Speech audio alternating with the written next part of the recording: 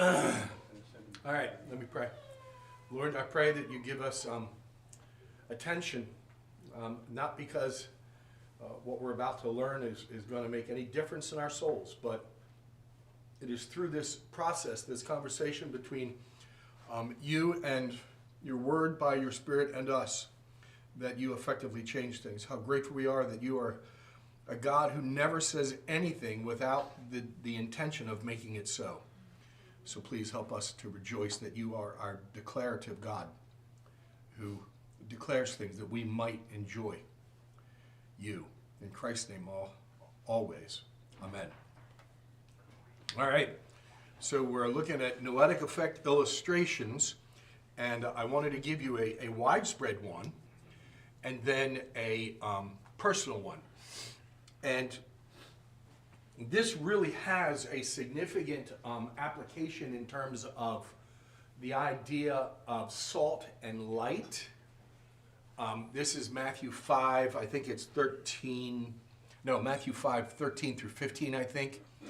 He begins with the idea of salt being a preservative and the idea of light being, a resource for darkness. And those are huge. Those are woven all throughout the New Testament, that Jesus is the light that is now present through the lives of believers.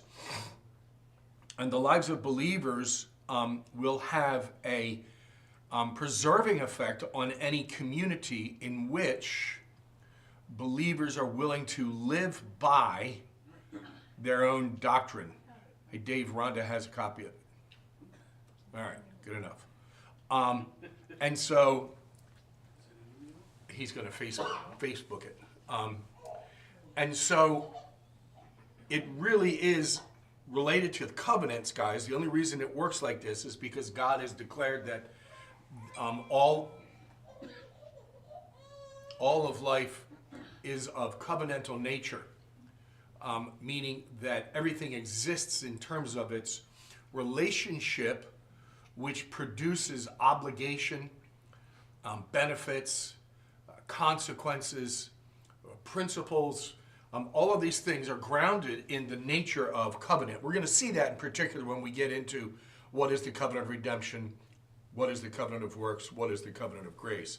But the reality is that, if you're trying to figure out the nature of, say, cause and effect of anything, the ultimate connection is what's called the declared covenants of God. Since he declared it, it's going to be that way. He literally is, if we could use a computer analogy, he's literally coding how things work. Okay? Building it into the very nature of things. And so, when we're looking for noetic effects, when we're looking for evidence of these noetic effects, we can look at both personal level and civilizational level and everything in between, and we can best understand what's happening in terms of the ebb and flow, the waxing and the waning. That's what those words mean, by the way. I had to look that up. I didn't know that. Right? Look, I'm a public school student. I didn't learn these things. I had to figure them out on my own. Okay, waxing and waning. How many of you have ever diagrammed a sentence? I still don't know how to do that. So I wish I did. It would make it easier for me to preach. But there it is.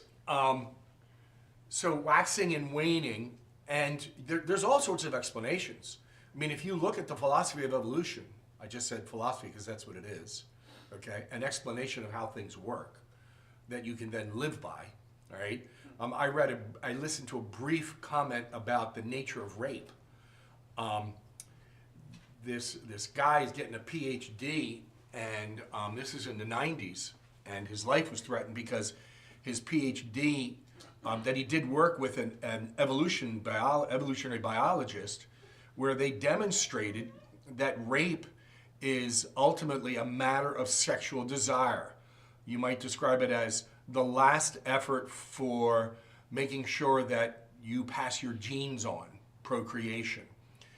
Because the cultural explanation for rape has become, it's just a matter of violence. And so you can't prove rape in a court of law unless you prove the motive of violence. And it's like You know, this guy and the evolutionary biologists are like, but it's a function of sexual desire. And they were able to prove it according to evolution, right? Why it was a function of sexual desire. They looked at something called the scorpion fly. And I'm sitting there and I'm listening to the whole thing, and I was thinking of reading the article. And then when she got to the point where it was a natural-based explanation, I was like, oh, they're completely ignoring the moral nature of everything.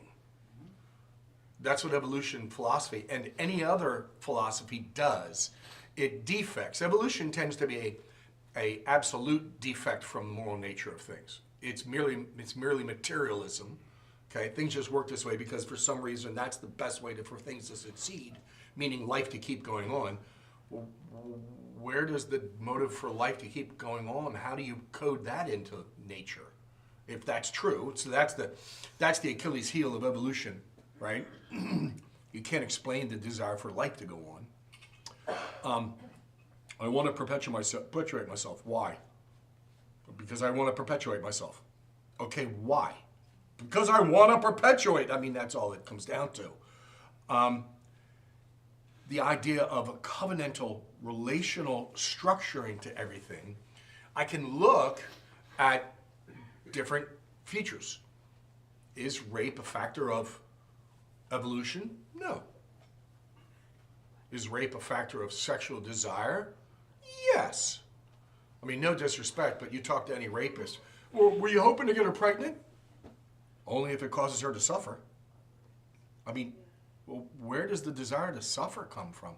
Well, that's violence. That's violence. Yeah, murder. I mean, I can explain that one. But why not just kill her? Well, I wanted to enjoy myself. Well, that's sexual desire. That's adultery. It's like, you see what I'm saying? It's much simpler, therefore much more profound, comprehensive explanation. So there is a sociologist from the 1920s. It's interesting. I'm old enough now that I have to qualify 19 or 20th. John, hold on. And Unwin, I forget his first initials. I want to say SW, but Unwin. And he did this grand structure examination of cultures, and he found, and I should summarize them for you, so I'll look them up this week and get them because I've got a copy of his massive work. He found there's 7 characteristics that will explain a waxing and a waning civilization. And the most amazing feature of all of these, the most significant factor, was the degree to which the culture promoted, protected, and preserved,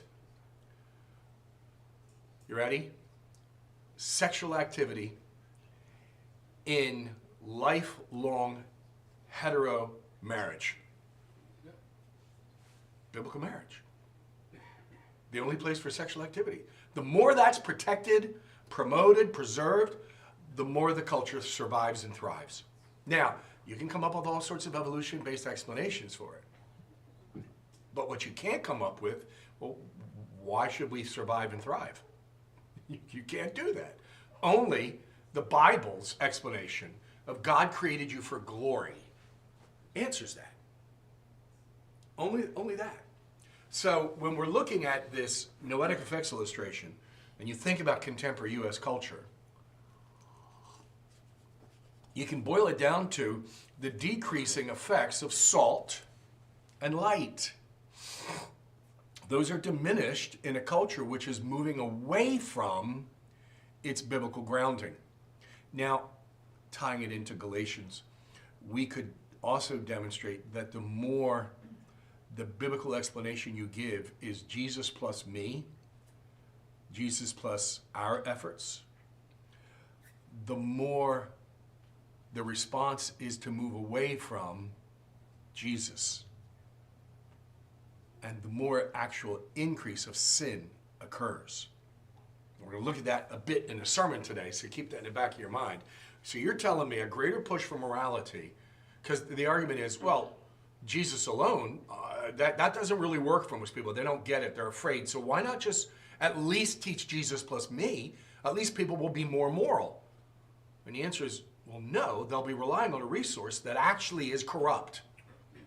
And it's so corrupt that I will overwhelm them and it'll yield more sin in their lives. It is arguable that starting in the 1850s, we had one of the greatest pushes a civilization has ever experienced to promote morality on the basis of living by the Ten Commandments. You saw that in Great Britain. Where is the empire where the sun never sets? Victorian era. It's just a joke now. We all love watching those movies and TV shows based on that era, but none of us want to live in it. All right? Okay? How about the Netherlands? I mean, Kuyper, he ran the country. He was a Christian. He's a Reformed Christian. I mean, you know, civil law. Everything's great. That's fantastic. It's promoting a sense of morality that doesn't require Jesus. Do you guys know where the world's most popular and famous red light district is? The Netherlands.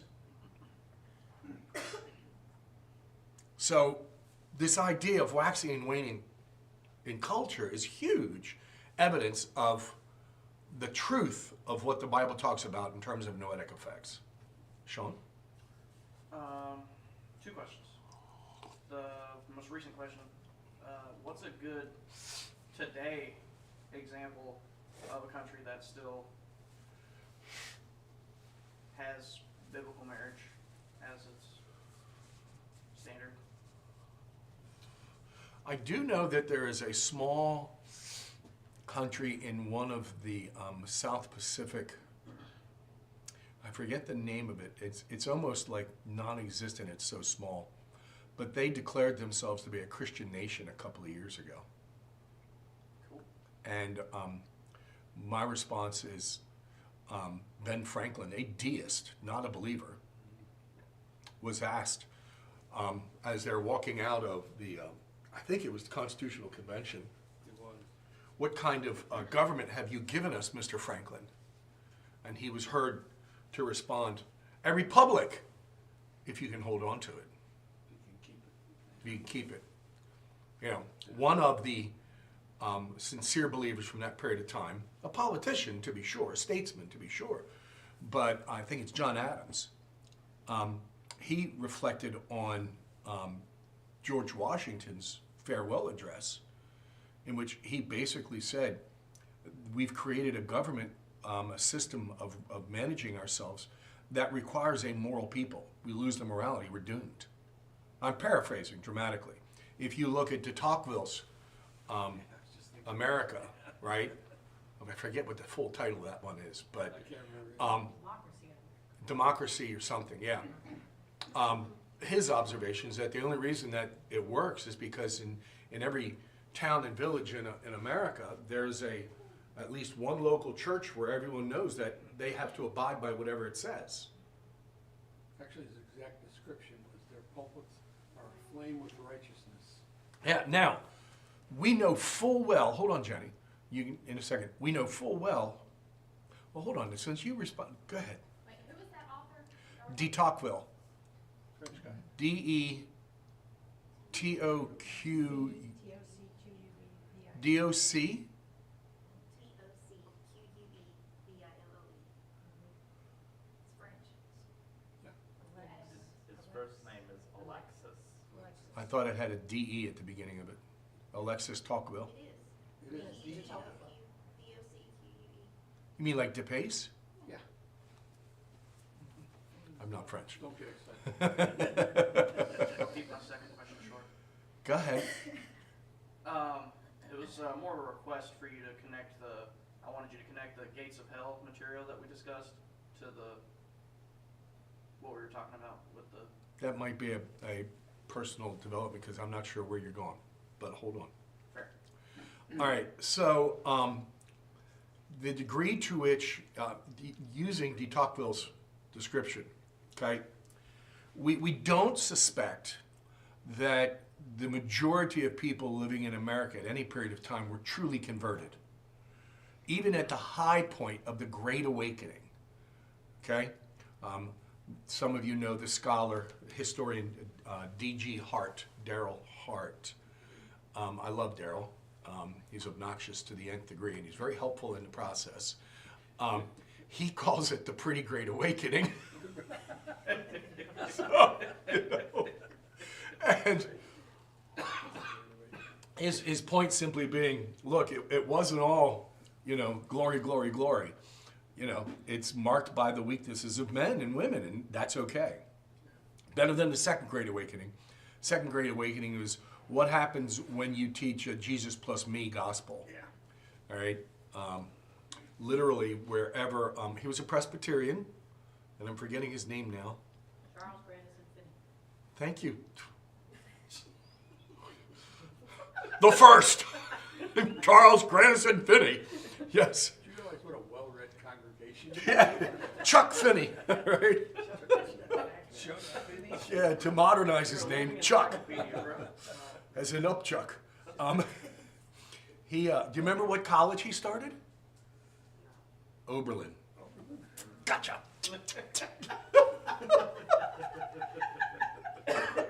So, You know what his eye color was?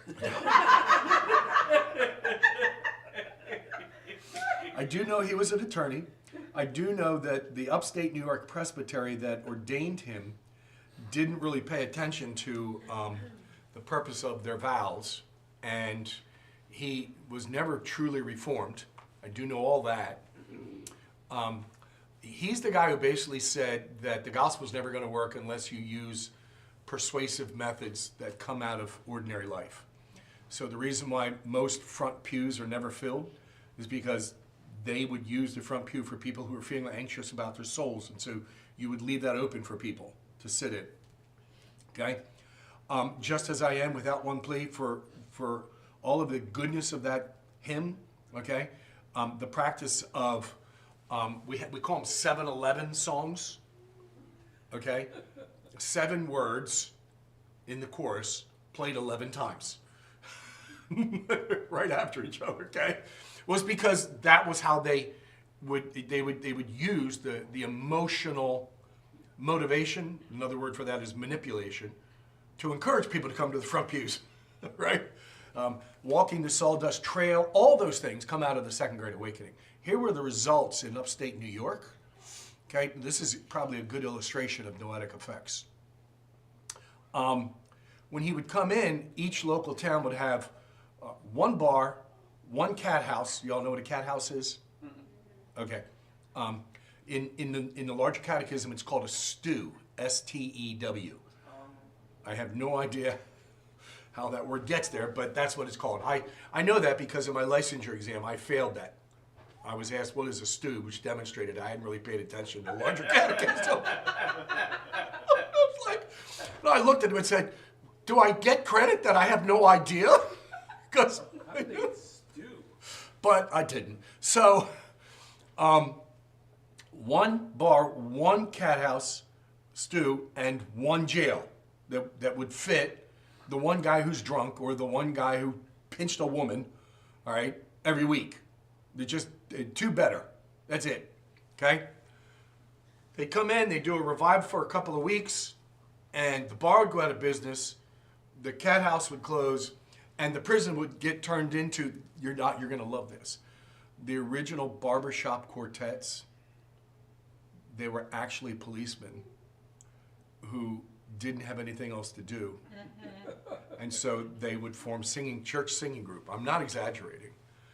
And so then 2 to 3 years later, when the revival came back through, because it didn't stick, there would be 5 bars, 5 cat houses, and a 20-bed prison, okay? You try and live by the law with human flesh, you're relying on poison to fix a poison problem. Of course, you're going to get more corruption. And that's exactly what's happening. So you look in the 1850s, you get the temperaments movement, you get all sorts of well-intentioned but completely devoid of the church efforts of applying morality to popular culture. 1920s, hold on, Sean. 1950s, and then 1960s. We were repressed. We don't want our kids to be repressed. We're going to let them just grow up and figure out life on their own. And so what are the teenagers doing? Woodstock, woohoo! Yep. Free love. Oh, yeah. And then they're like, but yeah, pregnancy and sexually transmitted diseases. We'll fix that for you. Abortion. 60 million. Drugs that fix. By the way, did you know that they basically turned AIDS into a livable disease? Yeah, You can live with it now. yeah.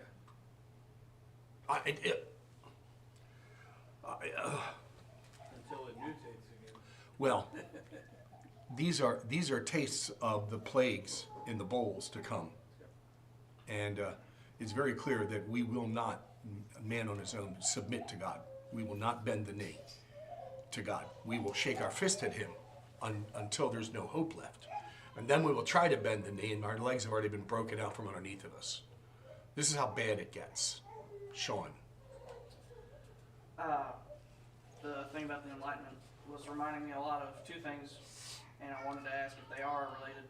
Is that the one, Catholic confession, and two, getting called in charismatic traditions, getting called down to the altar to accept Jesus. And I feel like Okay, I don't understand the Catholic confession connection, but if you were to say, is popular evangelicalism functionally the ministry practices of the Second Great Awakening, the answer would be yes. Okay? All of that's mumbo jumbo. the Catholic thing I was thinking is the Father, forgive me for I have sinned. You're talking to the guy, and then you just go back out. Okay. So you're talking about the sacramental system of the Roman Catholic Church, where it is a formalized structure of here's how Jesus' resources are available to you. These are the works you do. We've made it simple for you. Yeah, I mean, the Roman Catholic Church could be described as the very first successful fast food franchise group in the world. It's just spiritual food. Okay? Doesn't work, leaves you fat, but at least you enjoyed the taste. Okay? So, interesting questions. So, here's what I'm trying to do, get here, the contemporary U.S. culture. Sorry, guys. My introductions are way too long. I apologize. I am to blame. I know it's helping you guys think. Some of you are going, please. Okay, gotcha. All right. All right, so we've already looked at widespread gaming and gambling. Okay? Addie and I were looking at something, I forget where it was. I think it was just it's like you can't watch anything on the internet anymore.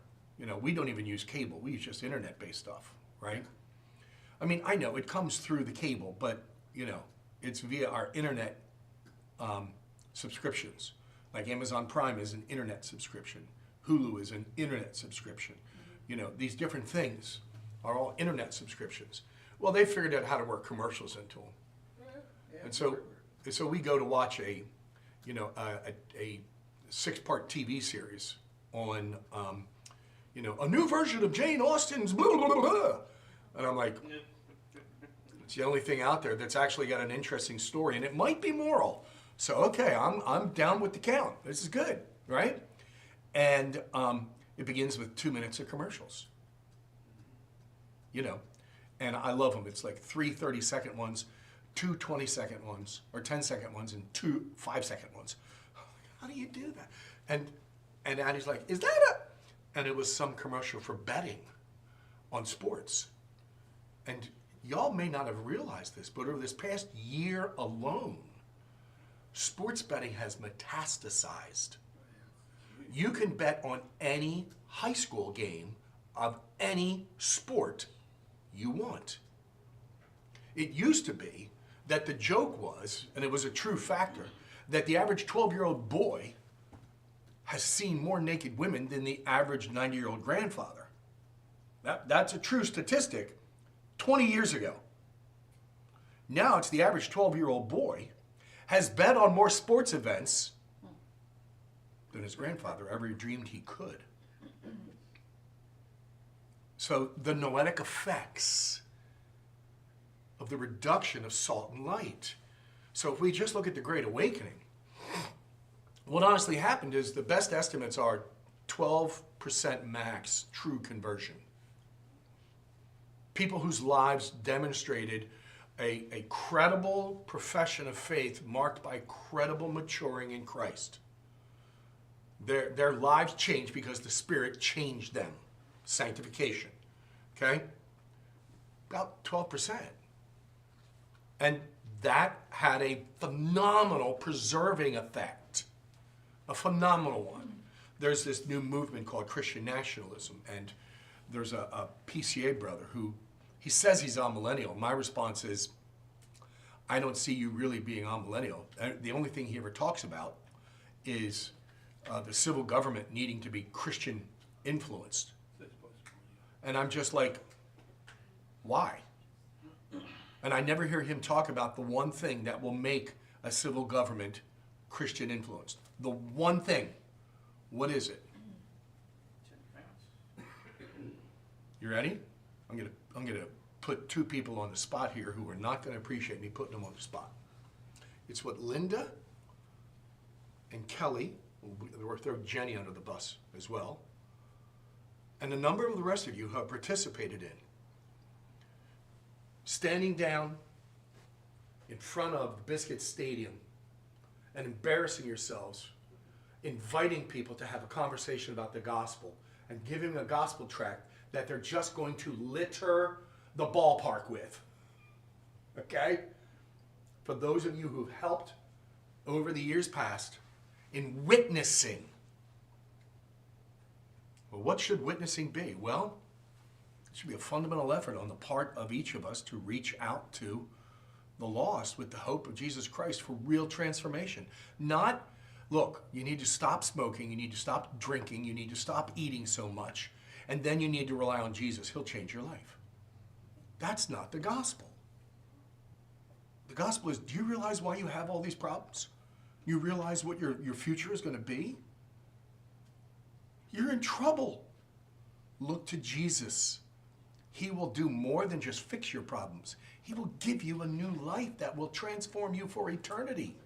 You'll become someone who is noble, who is honorable, who is dignified, who is worthy of looking at and saying, I want to be like him. There's this great line from the movie My Cousin Vinny. There's two movies about Alabama that caused me to fall in love with Alabama before I ever thought of moving to Alabama. Okay?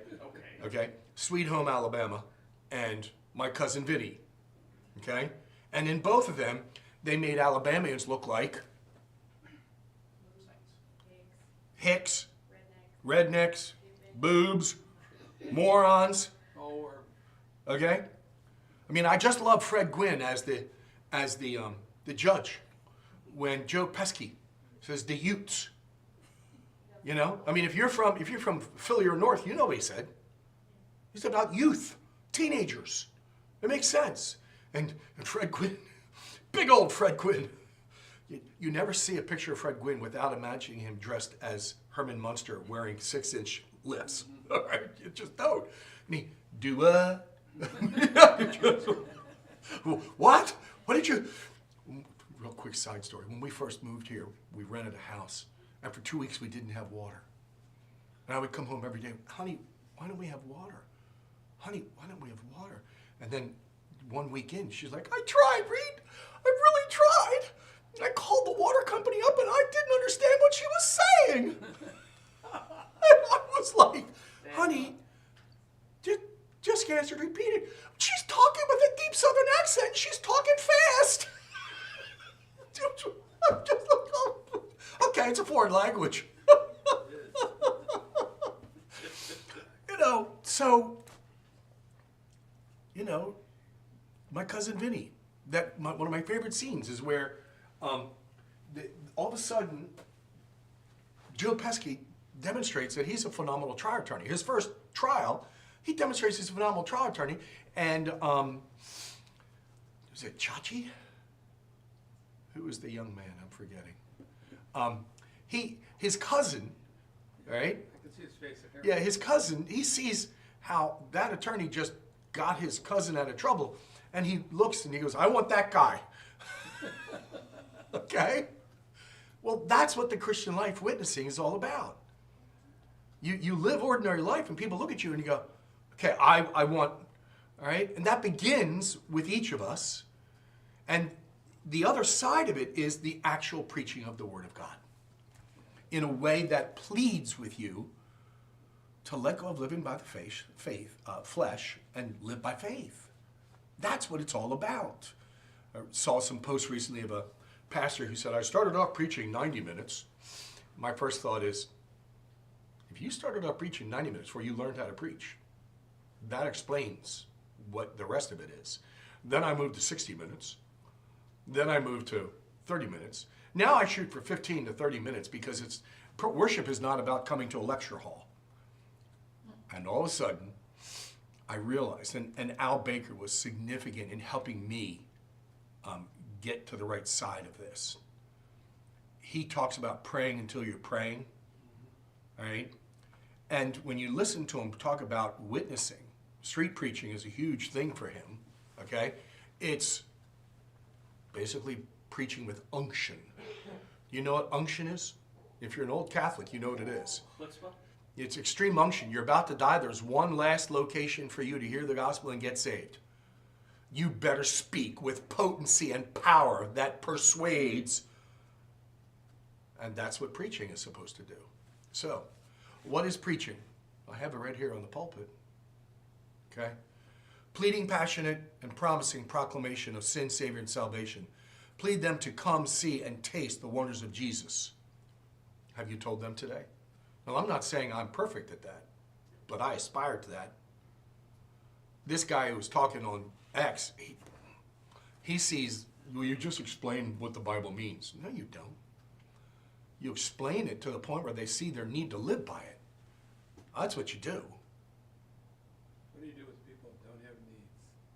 Remember those all the hot door-to-door visits we made? Yeah. And the neat thing is that's why we begin witnessing with the gospel. This is where Ray Comfort comes in. The gospel is designed to break consciences that are not guilty feeling. The law.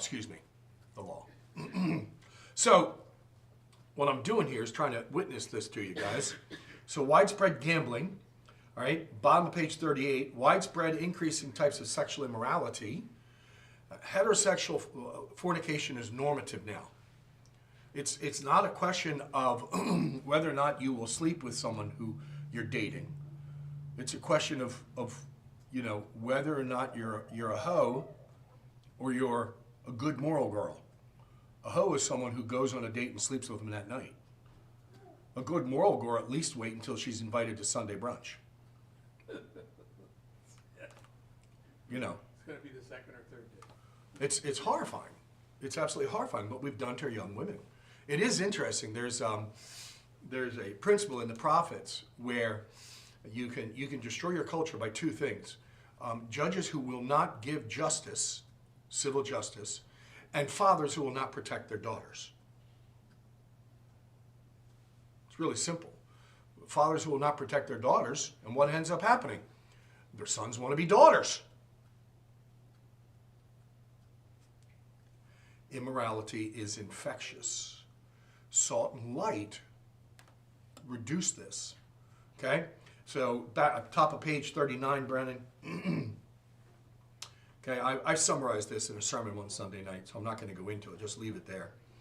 Okay, signs of civil authority breakdown and or complicity. This is 2023 per 100,000. So marijuana usage.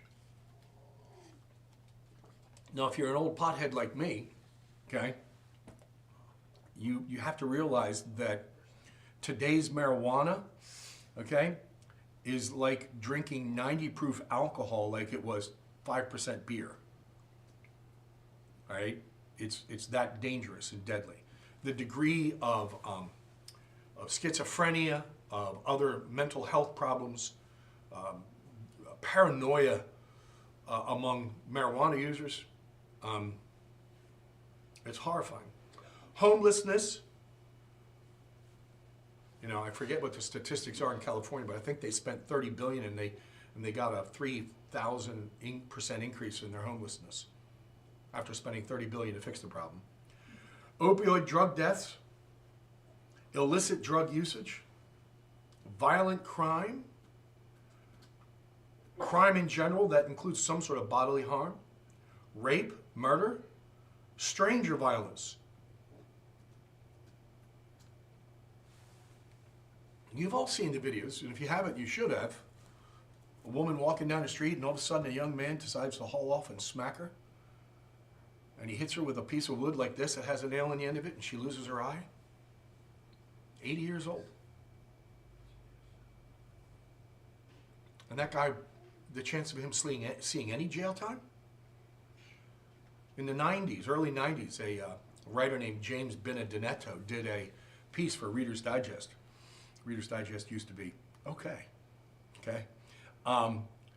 And he demonstrated that, I think it was like 80% of the violent crime was actually committed by 10% of the then current population of prisons, which meant that those people would get out of jail and commit more violent crime and go back in jail.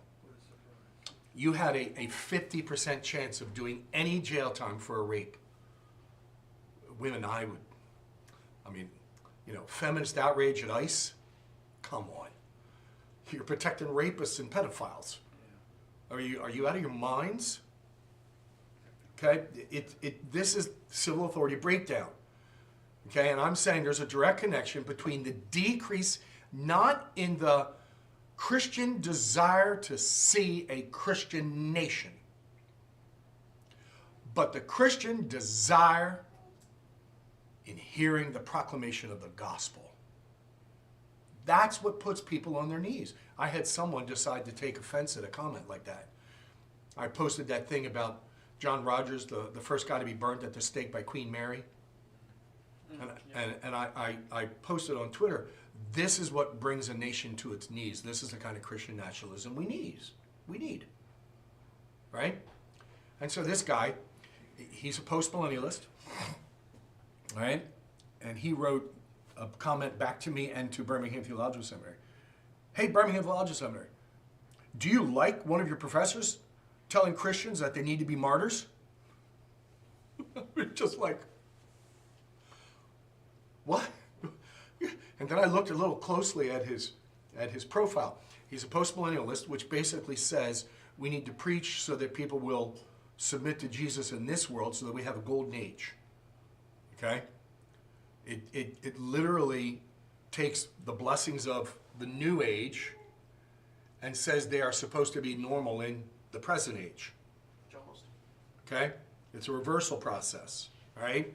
And then I looked a little closer and he's a preterist, which means that he believes Jesus has already returned, which means he's a heretic, which means by his own definition he's going to hell. And so I said, that's not what I said, period. Thanks for your interaction, period. Sent it and then blocked him. Now learn, don't waste time. Don't waste time. Someone behaves like a wolf, okay? Politely smack him in the jaw and then walk away. And if they come back after you, okay, pull out the gun. You mean you'd literally shoot that guy? Yeah, with a spiritual gun. I'd hope to slay him so that he stands before Jesus humbled and saved. What did Paul say about the guy sleeping with his stepmother? Church discipline. I decided to turn that man over to Satan for the destruction of his flesh, his life according to his body and soul now, in order that his soul may be saved. Purpose of spiritual discipline. All right, page 40, Brennan. I'm going to give you marriage difficulties here. I'm going to go through it pretty fast. I'm reminding you of the drawing, okay? The inside is the soul, the outside is the body, and they both are in the world, right? Next page. Now, I went and did some research using social science surveys and everything, and we're able to demonstrate general trends that more or less fit biblical descriptions. So men are more inclined to prioritize the desire functions of their soul's faculties. Okay? What's going to make me happy? What's going to make me sad? Right? Desire motivation is 66% higher for men than women. Goal orientation, 6% higher for men than women. Okay? So it's desire tends to be the lead over the intellect and the emotions. Okay? It's interesting, it spells die. So, all right. Women are more inclined to prioritize the emotion functions of their soul's faculties. Okay? Page 42, the emotion motivation, 65% higher for women than men. The emotional intensity orientation, 60% higher for men than women. All right? And then it spells I'd, which, pardon me for saying it, is a summary of the woman's primary right to change her mind. Just kidding. Just kidding. I'd this, I'd that. Never mind. Both priority orderings, notice this, are morally acceptable. The question is, what's the desire? The question is, what's the feeling? Okay? Consider a common marital argument. Both husband and wife engage all their soul's faculties. Their natural prioritization of their faculties is at play. So the man's going to lead with the desire, the woman's going to lead with the emotions. Okay? There's a cultural book, 20 years old now, Men Are From Mars, Women Are From Venus. Okay? Trying to describe this. Right? The husband, he's got a goal orientation. What's my goal in this argument? Desire motivation. What outcome will make me most satisfied? Other faculties, how do I get this result? And all of a sudden you're going, yeah, that kind of makes sense. Women, if you're saying, I didn't know that, okay, take it from us guys, right? Yeah, that's kind of how we work, right? Okay, women, right? Emotional intense orientation. What is the relational impact of this argument? What's going to happen to our relationship? Motivation, how does this argument make me most feel? And other faculties, how do I secure my emotional comfort? Now, on the surface, neither one of these things is wrong. They're both morally appropriate. Are you with me so far? But what happens? Well, if you're under the fall, you're a man. Whose desire is it that you're most interested in? My own. What will make me happiest? What will make me most satisfied? What will give me a greater experience of the glory that I know I'm supposed to have? How do I make that work? Okay? And men who are really in tune and evil, okay, they use their intellect to figure out how to emotionally manipulate women. Does anyone want to give me the name of a man who is now the greatest boogeyman of that in American history? He's in the news all the time today. Very good, Jenny. Jeffrey Epstein. Oh, yeah. How do you manipulate a woman into bringing you young teenage girls underage, where you can emotionally manipulate them into doing things sexually? It's stunning, the man's abilities. I mean, we do have a whole opera on the basis of this. What's it called? Phantom of the Opera. It's the whole thing, right? Oh, but it's so beautiful. We get the phrase Svengali from it, guys. Right? Now, women, okay? I mean, what do we mean when we say a woman plays on a man's emotions? What we mean is she's using her emotional desires, right, to manipulate his desires. I mean, why does the book of Proverbs repeat 3 times? It's better to blankety blank than to be under the same roof with a nagging woman. You want emotional peace? Right? How do I get my way using emotional manipulation? Now, I'm talking from the negative perspective, from the noetic effects of the fall. I'm not saying a man's desire for personal satisfaction is wrong. I'm not saying a woman's desire for emotional security is wrong. I'm saying that they've defined those things in terms of self. And they're relying on self-resources to secure that faulty definition. What should a man's desire to be? For the glory of God alone. So what does that mean that he must do in terms of his own self-desires? Slay them, put them to death. Now, be very, very careful. What does it mean he should do with his otherwise legitimate desires? Sacrifice them. That's the hardest thing in the world for men to be willing to. Okay, I get it. I shouldn't be evil and just be about myself. But that doesn't mean everything I want is wrong. What does Jesus want? He wants your perfect glory. And what does he say? You're going to follow me. Well, what was my desire? To obey my Father by sacrificing all of my personal desires. Oh, okay. That's a hard one to get a hold of.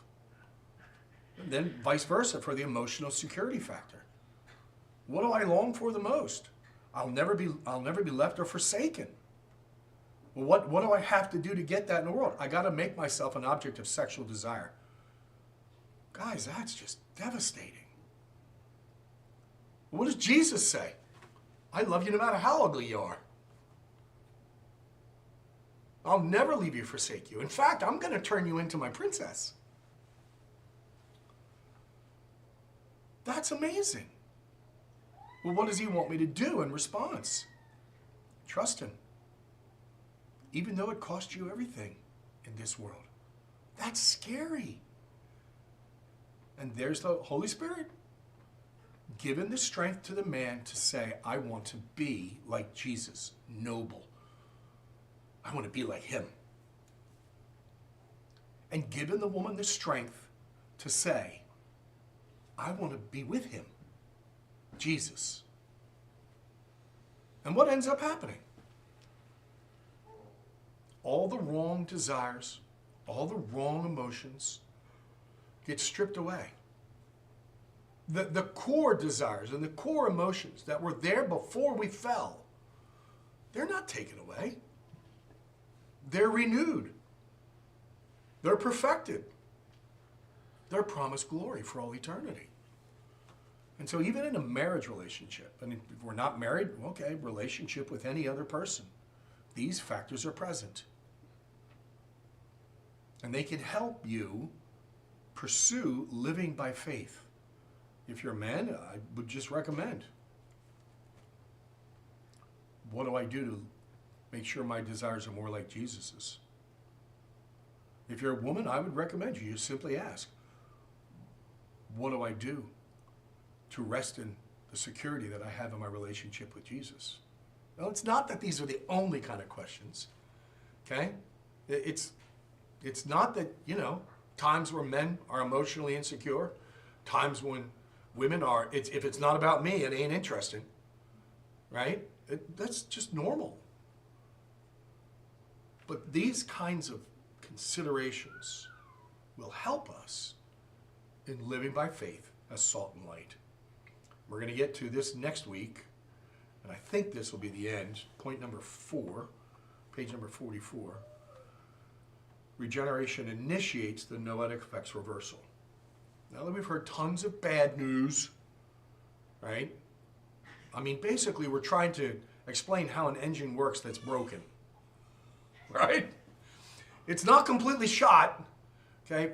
Those of you who understand, combustion engine technology, it's an 8-cylinder and 2 of them are shot, okay? If you don't get that fixed, the other 6 are going to go, and then you're going to be sitting there dead, all right?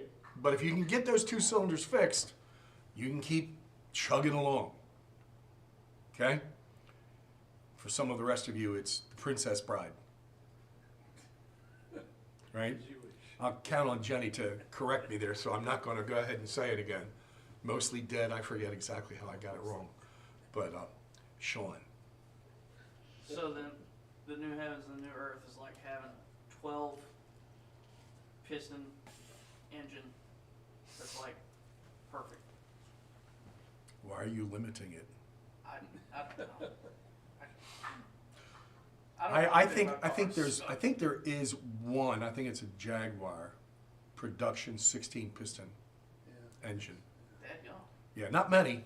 Oh, and don't worry. The modern V8s they have in supercars, the $2.5 million cars, 1,200 horsepower, Oh, yeah. they blow away all the other engines. So don't worry. Okay. All right. All right. For those of you who are wondering what's the deal with horsepower, well, it's really simple. It's how fast your head snaps back and you need a headrest when someone mashes the gas. The G-force. Lord, thank you so much for your word. Thank you for these things that we can think about more deeply. I pray, God, the wide ranging we did here today, that you would be merciful and kind and help us